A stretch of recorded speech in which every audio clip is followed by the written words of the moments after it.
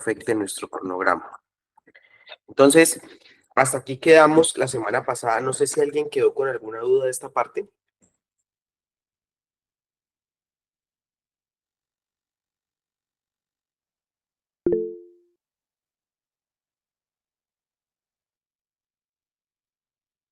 Bueno, muy bien.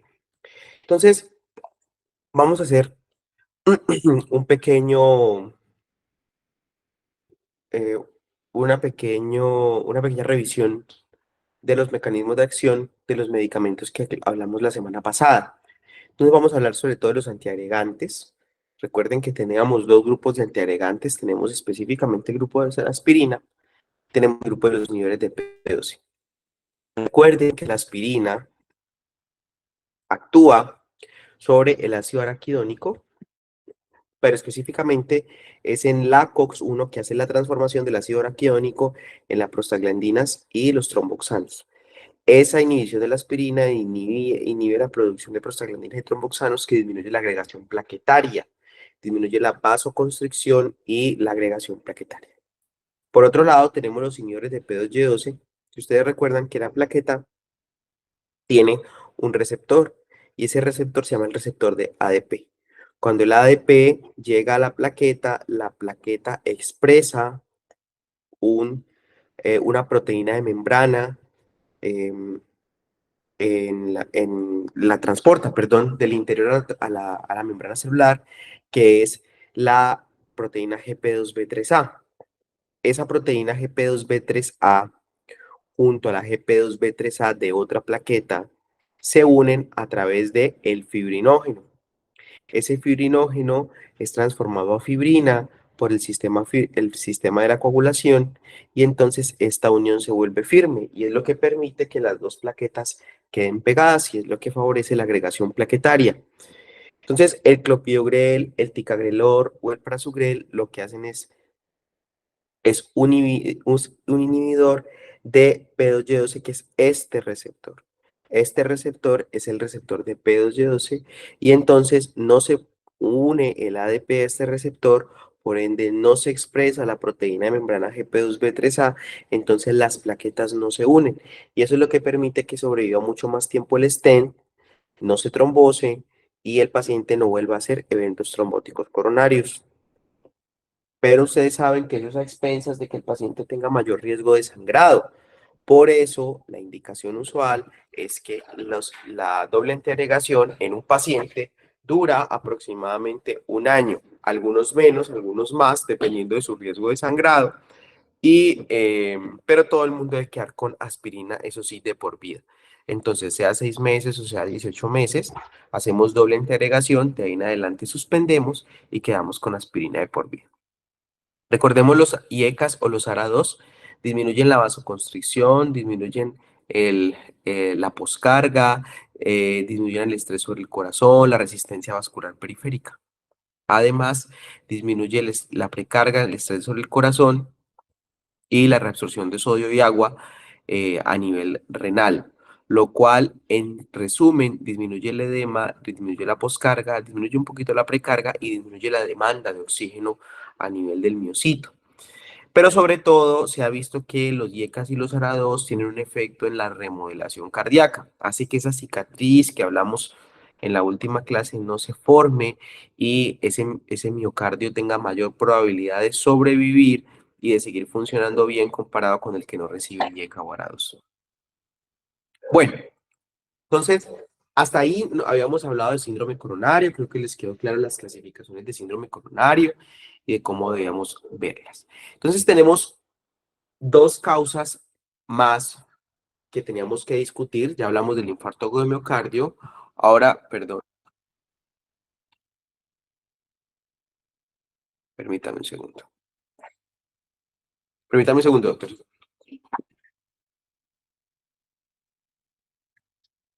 Yo estoy en clase, ya te llamo. Vaya.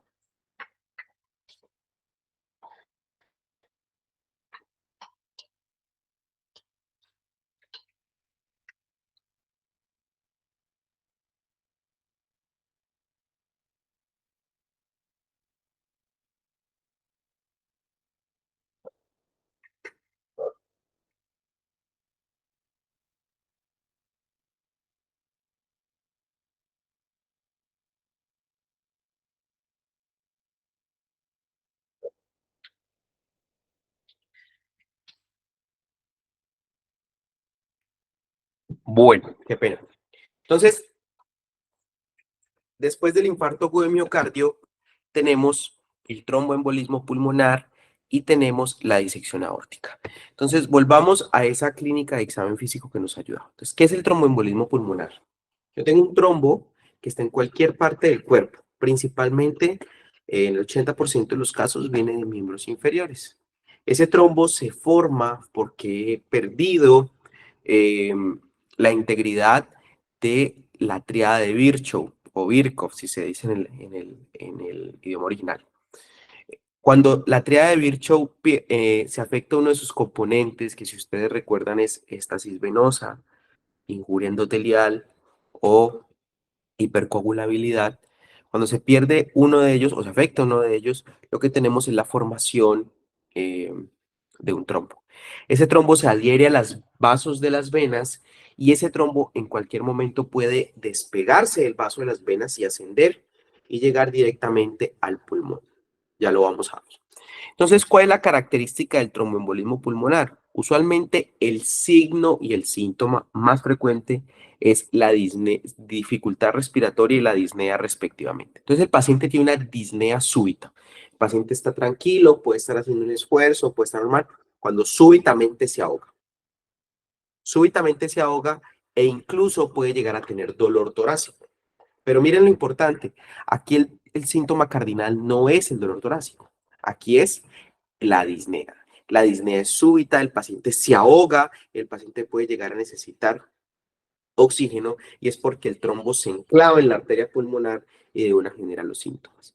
El dolor no es típico como en el síndrome coronario agudo, en el cual era, recuerden, opresivo, irradiado de ambas extremidades o uno de los brazos, irradiado a cuello. No, en este caso es un dolor que no es menos caracterizable, pero que el paciente puede llegar a exacerbar con la respiración. Entonces, lo que la gente llama un dolor pleurítico, o puede ser incluso un dolor punzante, pero lo que a uno sí le llama la atención es que el dolor no es lo más importante, sino que el paciente está francamente disnéico e incluso desaturado.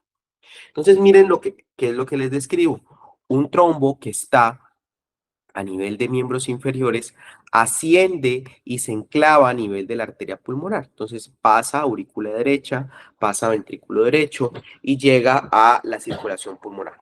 En la circulación pulmonar, esta es la autopsia de un paciente con un TEP muy grande, que se los traigo pues para que sea muy evidente. Si ustedes ven aquí todos los vasos, esto que ustedes pueden ver aquí, que es como una sustancia negra, son trombos, y son trombos pues ya coagulados, viejos, pero cuando llevan al paciente a autopsia pues se ven en toda la circulación de la pulmonar. Entonces, ¿qué pasa cuando llega un trombo? Entonces, ese trombo llega y se enclava en la arteria pulmonar. Al enclavarse en la arteria pulmonar, ¿qué pasa con la poscarga del ventrículo derecho? Pues aumenta. Al aumentar la poscarga del ventrículo derecho, eso hace que se aumente la presión de la arteria pulmonar y eso aumenta el trabajo que tiene que hacer el ventrículo derecho para vencer esa resistencia que está generando ese trombo. ¿Eso qué hace?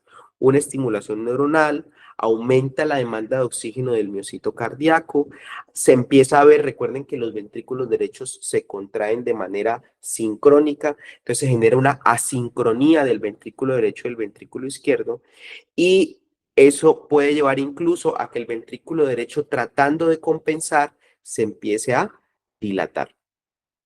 Esa dilatación hace que el ventrículo derecho vaya perdiendo fuerza, entonces él mismo se está haciendo daño. Para tratar de vencer una obstrucción, empieza a tener cambios que lo llevan a perder fuerza y al perder fuerza se cae el gasto cardíaco del ventrículo derecho y el ventrículo derecho finalmente falla y puede haber algo que se llama un shock hipotensivo, que es el cual ya el ventrículo no aguanta, se cansa y deja de latir, incluso el paciente entra en paro cardiorrespiratorio. Pero además, el problema no solamente es del ventrículo derecho hacia atrás, sino hacia adelante, porque entonces como no puede vencer esa poscarga, no llega sangre al ventrículo izquierdo. Entonces, como no llega sangre al ventrículo izquierdo, el ventrículo izquierdo no puede enviar sangre al sistema. Entonces se empiezan a disminuir la perfusión de los tejidos a nivel distal. Y por último, obviamente, la hay una mismatch, que es un desacople entre la ventilación-perfusión. Entonces, ¿qué es lo que pasa? Que los vasos, los alveolos, están bien ventilados, el alveolo no tiene ningún problema. ¿Sí? Tengo una pregunta, ¿por qué el ventrículo derecho se dilata y no se hipertrofia? Porque como es algo agudo, no nos da tiempo de formar miocitos. Nos da tiempo es que el ventrículo derecho, para tratar de responder aumentando el volumen el gasto cardíaco, lo que empieza a hacer es dilatarse para poder aumentar el volumen telediastólico. Con un volumen telediastólico grande, aprovechando la ley de Frank Starling, eso nos daría un poquito más de fuerza. Pero para yo poder engrosar el ventrículo derecho necesitaría que fuera algo crónico, y esto es agudo. Ah, gracias, profe. Profe, pero entonces, ¿en cuánto tiempo se da esa dilatación? Porque, claro, un tromboembolismo pulmonar es una emergencia y si De- es inicio tan si súbito, el, si el trombo es lo demasiado serio, puede darse en minutos, en horas. El paciente se te puede morir en una hora. y eso le da el tiempo al ventrículo para que él se dilate intentando Sí. Y compensar. es muy severo, sí. E incluso el septum, que ustedes saben que el septum está justo en la mitad entre ventrículo derecho y ventrículo izquierdo, se desplaza. Se desplaza porque el ventrículo derecho sigue creciendo, entonces el septum aplasta el ventrículo izquierdo, disminuye el espacio del ventrículo izquierdo y eso empeora todavía el proceso. Y el paciente entra en shock y se muere. Doc, una pregunta. Cuando usted se refiere a dilatación del ventrículo derecho, ¿se trata de una dilatación por un efecto mecánico únicamente? Sí, mecánico. Gracias, Doc.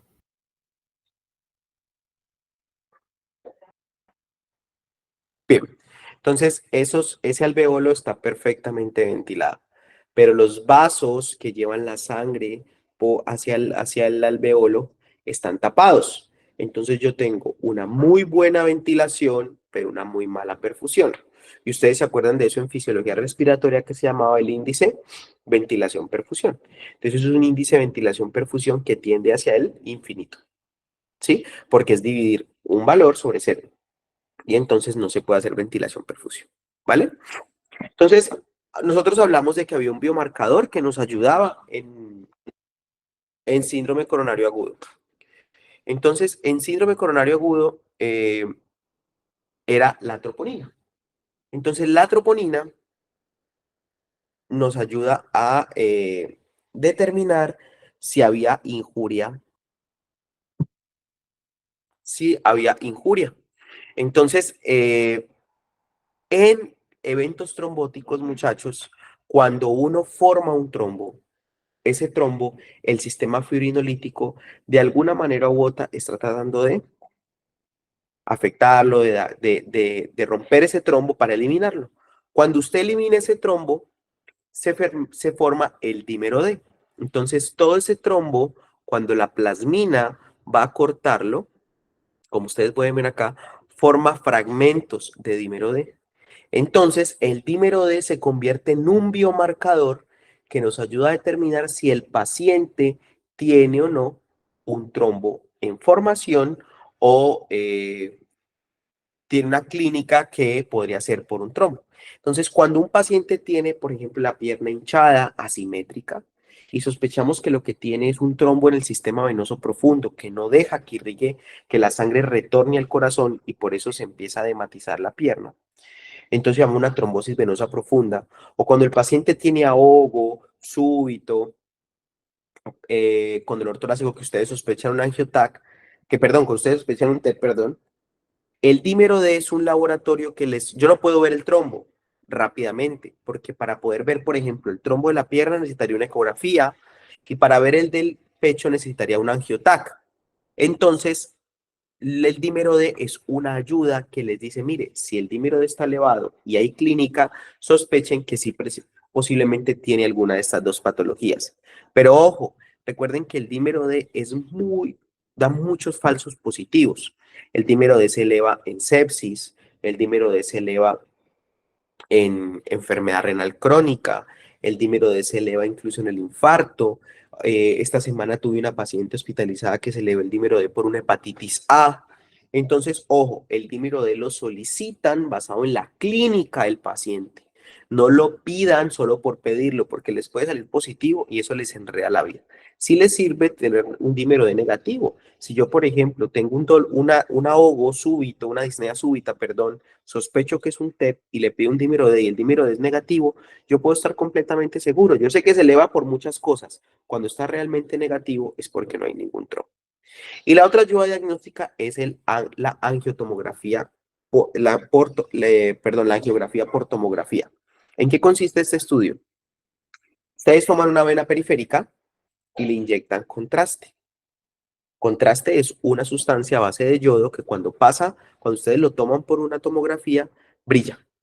Entonces ustedes saben más o menos cuánto se demora el contraste en pasar por el vaso y llegar hasta la arteria pulmonar. Cuando llega a la arteria pulmonar, entonces pinta y ustedes pueden saber si hay trombo o no. Entonces, miren esta imagen. Es una imagen de una angiotac normal. ¿Listo? Ven el tronco de la pulmonar, la arteria pulmonar derecha y la arteria pulmonar izquierda. ¿Claro? Ahora miren el angiotac de un paciente con un TEP o un Profe, yo tromboembolismo. creo que no está mostrando nada. ¿No? Sí, No, sí se ve. sí se ve. Sí, sí se ve. Creo que es mi internet. Profe, yo tengo una pregunta antes de que pasemos. Ujú. Profe, es que pues cuando mencionaste las otras patologías en las que se puede elevar el dímero D, me llamó la atención la de falla renal. ¿De pronto me podrías explicar un poco el por qué? Porque el dímero D se filtra en el riñón. Si yo tengo un riñón que no filtra, pues se acumula en la sangre. Listo, profe. Gracias. Bien. Entonces, este es el tronco de la pulmonar y estas son las arterias pulmonares. Y miren este elemento hipodenso que está ubicado aquí, que está ubicado a través de toda la arteria pulmonar, que está ubicado acá, incluso en las partes más distales. Esto es un trombo. Entonces, el radiólogo lo que le reporta a usted es presencia de material hipodenso a nivel de la arteria pulmonar que es compatible con un tromboembolismo pulmonar. Profe, ¿el trombo es lo que se observa como esa línea grisácea? Esto negro. Ah, ok. ¿Listo? Muy bien. Y la tercera patología es lo que se Profe, llama. Sí. profe, qué pena una pregunta. Si, por ejemplo, llega un paciente de urgencias con una disnea súbita hipotenso por un TEP masivo, ¿hay uno de una lance un angiotac? No, no nos da el tiempo. Eso lo van a aprender cuando estén rotando en urgencias. Pero ahí lo indicado es hacer un ecocardiograma, porque el ecocardiograma es la herramienta que permite por unos signos ecocardiográficos muy precisos determinar si lo que tiene, si la clínica es por TEB o no. Entonces, ver unos hallazgos en ecocardiográficos que les dicen que son medidas indirectas de ser diagnóstico de TEP, porque no nos da tiempo. Un paciente choqueado, hipotenso, que está en urgencias, tenemos que definirle rápidamente el manejo. Y no podemos trasladarlo a un angiotac porque se nos muere en el camino. Entonces, ahí sirve hacer un ecocardiograma. Listo, profe, gracias. Muy bien. Y entonces lo otro es la disección aórtica. Entonces, la disección aórtica, miren, esta es una aorta que pasa. Ustedes recuerdan las capas, eso ya lo habíamos hablado, entonces que hay una capa adventicia, hay una capa muscular y hay una capa interna. La sangre pasa por un lumen que está recubierto solamente por capa interna. De ahí que puede por algún defecto sea genético, por ejemplo, cuando tenemos alteraciones en el colágeno, como la enfermedad de Ehlers-Danlos, como un Marfan, cuando tenemos anomalías en la aorta estructurales de nacimiento, cuando tenemos placas blandas ateroscleróticas en la aorta, porque también pueden haber, perdón, se rompe. Al romperse esta capa, la sangre que empieza a hacer, en vez de pasar por acá, pues también se mete por acá y empieza a disecar o a rasgar toda la capa media de la aorta y se empieza, como ustedes lo pueden ver, a meter la sangre por acá. Que la sangre haga esto, que diseque la aorta, es un dolor terrible y el paciente se queja, o lo típico por semiología es que el paciente dice, siento un dolor que entra aquí y sale acá atrás, como si me atravesaran una lanza, como si me clavaran una espada o como si algo se me estuviera rasgando por dentro. El paciente es muy específico. Entonces, cuando sientan esos dolores transfixiantes, que son como si le atravesaran algo por el pecho, siempre descarten una disección aórtica, porque de esto los pacientes se les mueren 100% si ustedes no hacen nada. Entonces, la disección aórtica depende de dónde se dé. Entonces, hay una, de Becky hace una clasificación. Entonces, está la tipo 1, en donde mire que la disección se da a nivel de la aorta ascendente y se va disecando completamente toda la aorta. Puede ser un tipo 2, en donde inicia la disección en la parte proximal de la aorta y solamente solo se da en la parte ascendente. Otra, donde ya la disección se da después de la salida del tronco brachiocefálico, de la carótida izquierda y de la subclavia, y que se diseca la aorta descendente, o uno similar en donde compromete aorta descendente y arterias renales. ¿Listo? Entonces, como aquí nos sirve también el angiotac. Entonces, voy a volver aquí para que ustedes vean algo. Esta es una aorta normal, viéndose en un angiotac. Miren, es redonda, se ve el contraste, no se ve ninguna alteración en ella. Lo pueden también ver aquí, aunque aquí es demasiado blanco. No ven nada en el interior de la aorta. Si ustedes pasan a la disección aórtica, ustedes saben que se está metiendo la sangre por un lado y por otro. Entonces, miren esta aorta ensanchada. Este es el lumen real y este es el falso lumen. Entonces, es lo que se hace el flap. Entonces, el signo de la media luna, en donde tenemos un lado real y un lado ficticio por el que se está yendo la sangre. Y esto es un corte sagital, pero miren, si yo lo hiciera un corte, perdón, si estoy en un corte sagital en este, entonces miren cómo sí puedo ver la diferencia entre el flap, entre el lumen verdadero y el lumen falso.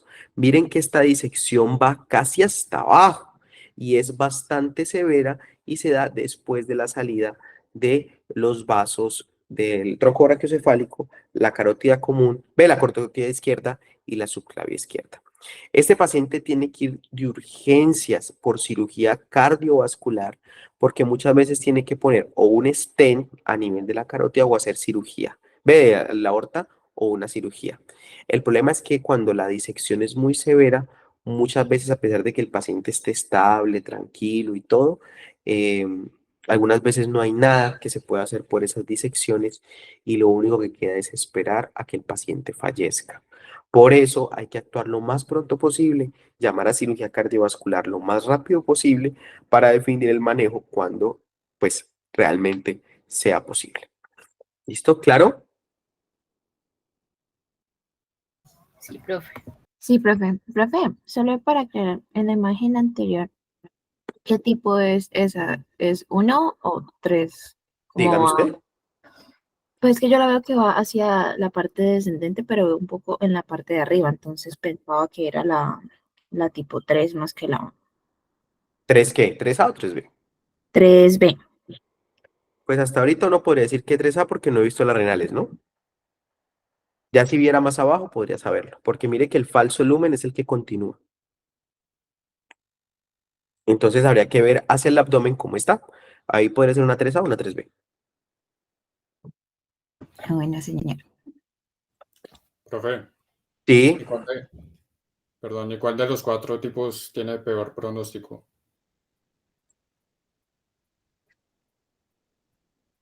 esta. La 1, ¿no? Es como la más llevada. Sí. Ujú. ¿Pero por qué no sería la 3B? ¿Por qué sería la 3B? Porque afecta la vasculatura renal. ¿Y acá también? Sí. ¿Listo? Esta es Listo. mucho más severa, esta está comprometiendo desde la raíz de la aorta. Incluso hay pacientes hay pacientes que tienen ese dolor y también un dolor típico. Y cuando van a ver, hacen un infarto. ¿Por qué? Porque además de disecarse aquí, se disecan las coronarias. Y es como si les diera, además de una disección aórtica, un infarto. Ese es peor, aún peor. ¿Listo? Bien. Después de que hemos descartado esas tres causas de dolor torácico, y miren que la herramienta que más les he dicho que tenemos que usar es la semiología, ya nos quedan otras causas de dolor torácico que nos dan espera y que no nos preocupan, pero no nos van a matar de la manera en que nos van a matar las otras tres. Entonces tenemos la ruptura esofágica, que en ese caso el paciente tiene emesis, enfisema subcutáneo, neumotórax o dolores no cardíacos. Entonces tenemos la miocardiopatía hipertrófica, tenemos la estenosis aórtica, la regurgitación, la insuficiencia aórtica, ¿sí? Pero ya son problemas valvulares específicos. La pericarditis, que es la inflamación del pericardio por usualmente virus, que son los que dan esto, pero también hay pericarditis tuberculosa, pericarditis por urémica, por falla renal o metástasis a pericardio. Tenemos las miocarditis, que usualmente son inflamaciones del miocardio por infecciones virales, la esofagitis, la úlcera péptica, las enfermedades por la vesícula, que es la colecistitis, y por último, incluso la neumonía. Recuerden que la neumonía así de a nivel basal, ustedes pueden tener compromiso de los nervios que están en la parte diafragmática y el paciente, recuerden que la cara posterior del corazón está ubicada sobre el diafragma. Si el diafragma se irrita por una neumonía basal, entonces el cuerpo no es capaz de diferenciar que el problema viene del pulmón, sino que está irritando el diafragma y el paciente puede llegar a sentir dolor, incluso epigástrico, con una neumonía. Y yo les digo, esta semana tuve un paciente deportista que monta bicicleta. El otro día empezó con un dolor epigástrico. Le dieron todo el manejo, le hicieron una tomografía de abdomen y encontraron una neumonía.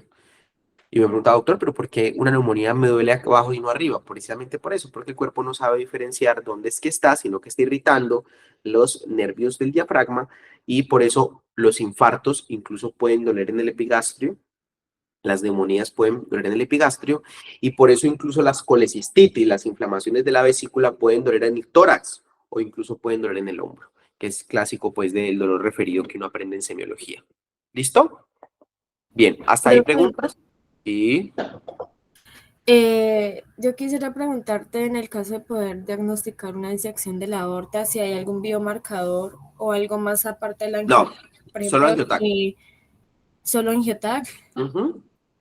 Ok, pero antes de, por ejemplo, yo decidir hacerle un angiotac, por ejemplo, pues en un rural, por ejemplo, para allá en X o Y parte recóndita, ¿cómo hago yo para saber, pues, que posiblemente sea una disección de la aorta? O La sea, clínica, doctora. Siempre mi respuesta va a ser la clínica. Y el examen físico, si la disección ha comprometido las subclavias, los pulsos de los miembros inferiores son más fuertes que la de los miembros superiores. Porque como se disecaron las subclavias, entonces no llega buena sangre a nivel de miembros superiores. La única sería la diferencia de pulsos.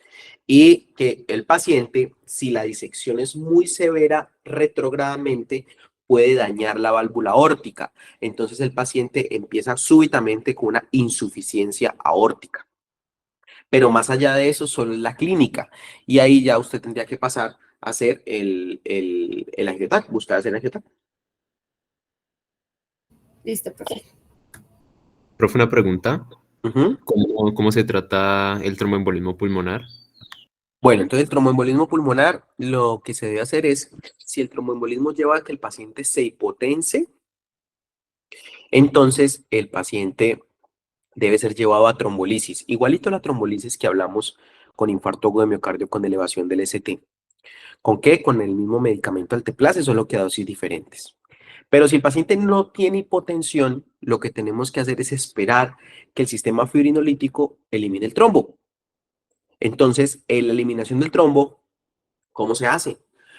Esperando que el sistema lo haga, pero evitando que se forme más. Entonces ahí uno lo que dice es anticoagulación. Entonces el paciente debe estar anticoagulado. ¿Cuánto tiempo se va a anticoagular al paciente? Depende. Si hay una causa que explique el trombo y que haya sido transitoria, o sea, que pasó y desapareció, 3 meses. Pero si no hay una causa o hay una causa que no se pueda retirar, por ejemplo, el cáncer, o por ejemplo, una enfermedad autoinmune, o por ejemplo, una enfermedad de la coagulación sanguínea. Por ejemplo, que yo dijera que tuviera una mutación en el factor 5 o tuviera una mutación en la protrombina que favoreciera los eventos trombóticos, la anticoagulación debe ser de por vida. Listo, profe, gracias.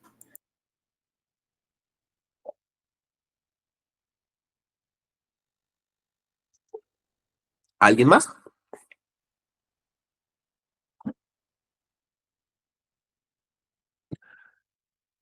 Listo, muchachos. Hagamos un receso de 10 minutos y ya seguimos. ¿Listo? Denme un segundo.